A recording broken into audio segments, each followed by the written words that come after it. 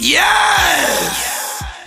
If you've been a follower of mine for a while, you're fully aware that my favorite weapon type in the Destiny franchise is pulse rifles, and I stated previously that my affinity for burst-fire weapons came from my love for the Halo games when I was growing up, mainly because of the 3-round burst battle rifle. Now, I've never really been a fan of fully automatic weapons, but I always enjoy semi-automatic weapons, and burst-fire weapons have always fulfilled that best of both worlds, middle-of-the-road aspect for me. So, it was no surprise that pulse rifles will become my favorite weapons in the Destiny series. I've adhered to my pulse rifle affinity so much to the point where I would use them even if they didn't have a place in the meta. Sometimes it was to my detriment, but I never cared. But when it comes to primary weapons in Destiny, I'll always enjoy pulse rifles more than anything else. Now, over the course of my entire Destiny career, I've enjoyed all archetypes of pulse rifles, but my all-time favorite are the 450 RPM lightweight pulses. Again, let me specify that I'm not referring to the 450 RPM 4-round burst aggressive frames. I'm talking about pulse rifles such as Shattering Bone and Nightshade, not Blast Furnace and Sacred Provenance. Back in Destiny 1, 450 RPM pulses were all the rage in PvP,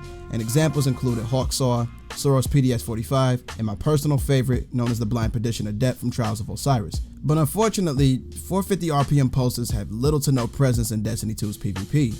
And in this video, we're going to talk about the state of this particular archetype in Destiny 2's PvP, as well as some suggestions that make it more appealing. So yeah, let's go ahead and get it in. First things first, if you can't think of any lightweight frame pulse rifles in the game, I would understand why.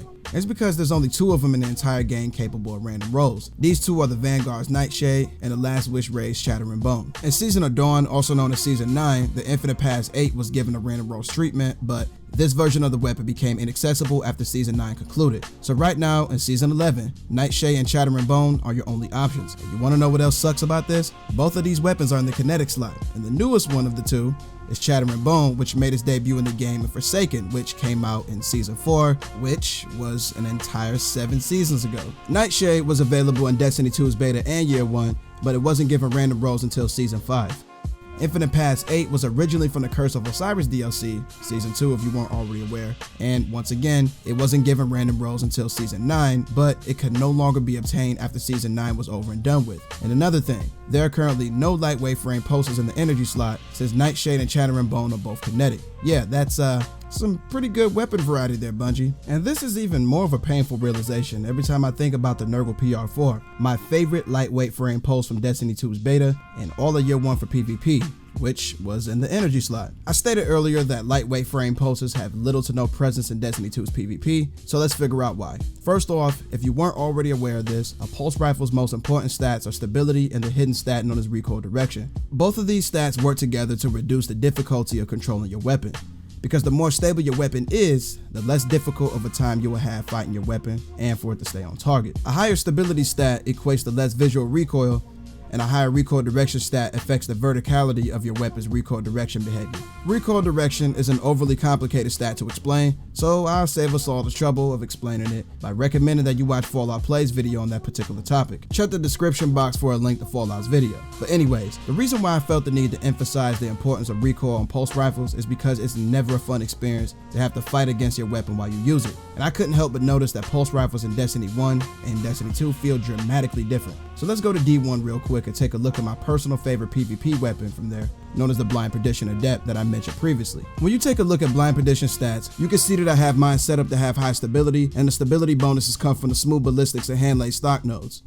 Masterworks didn't exist in Destiny 1, so stability bonuses were only provided via perks like these. Another thing to realize is that this weapon had access to the counterbalance perk. Back in D1, I didn't really understand how this perk worked, and all I was ever told is that it gives your weapon perfect vertical recoil, and I was thankful to know that this was very much true. Firing a Blind Perdition felt amazingly because not only did this weapon have incredibly high stability, it also had perfect up and down recoil. This weapon was incredibly easy to use and it never let me down in a gunfight. But when it comes to the counterbalance perk, I did a little bit of research and found out that this perk apparently decreases a weapon's recoil by 9%. And that's worded very, very strangely, because I couldn't tell if it's trying to say that it increases the recoil direction stat by 9% or something else. If it's the latter, that would mean that Blind Perdition's recoil direction stat goes from its base of 60 to about 65, according to the stats that I was provided with on DestinyTracker.com. If that's the case, the way I have my Blind Perdition set up, it has 89 stability and a recoil direction stat of 65, and it shoots and handles so smoothly, which does not make any sense to me at all. So I decided to do a little bit more research and found out that the counterbalance perk makes the gun recoil upward in a perfectly straight line, with no left to right bullet dispersion.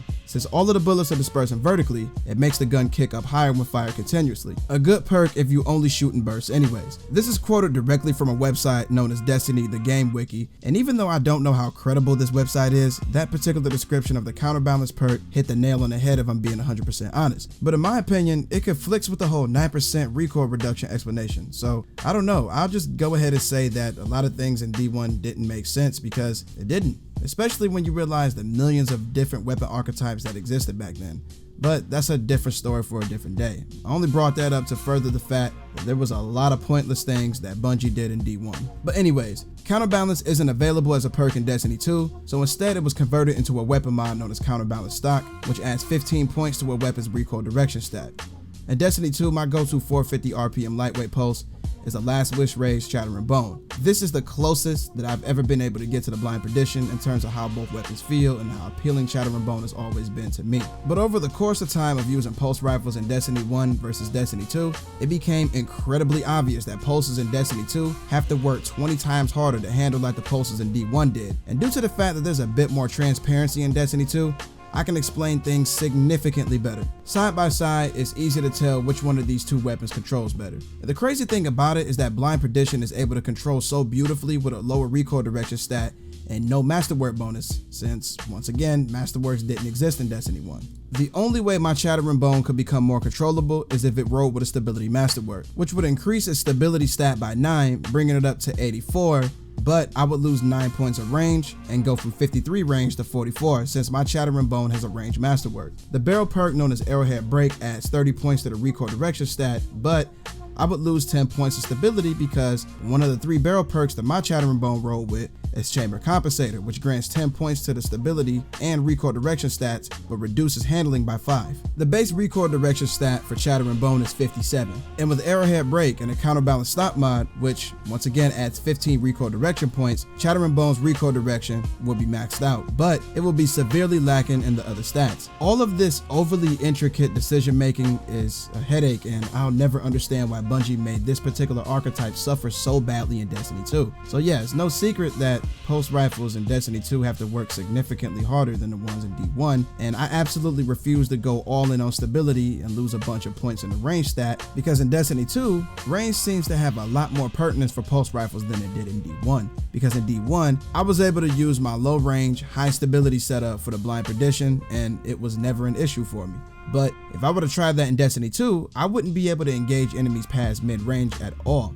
And if I was, I would be struggling to do so. Now in regards to PvP damage, pulse rifles in this archetype in both games do 25 to the head, but in D1 they hit for 17 to the body compared to Destiny 2's 16. And that one extra body shot damage makes literally no difference because that still equates to an optimal time to kill of 0.87 seconds for this particular pulse rifle archetype in both games. But the main selling point of this archetype will be their intrinsic perk known as Lightweight Frame that I briefly spoke of previously, but based on what I've heard, seen, and tested myself, this intrinsic perk grants plus 20 points to your overall mobility stat. This is one of the more popular intrinsic perks in the game for PvP because the 150 RPM hand cannons are also lightweight frame weapons and are currently the most popular hand cannon archetype when it comes to the Crucible. I love this intrinsic perk because it grants similar if not identical benefits as equipping 2 mobility armor mods. However, the only catch is that you have to be actively using a lightweight frame weapon in order to receive the mobility benefits, so keep that in mind. Okay, let's recap real quick. So today we figured out why the 450 RPM lightweight frame pulses aren't as favored as they were in D1.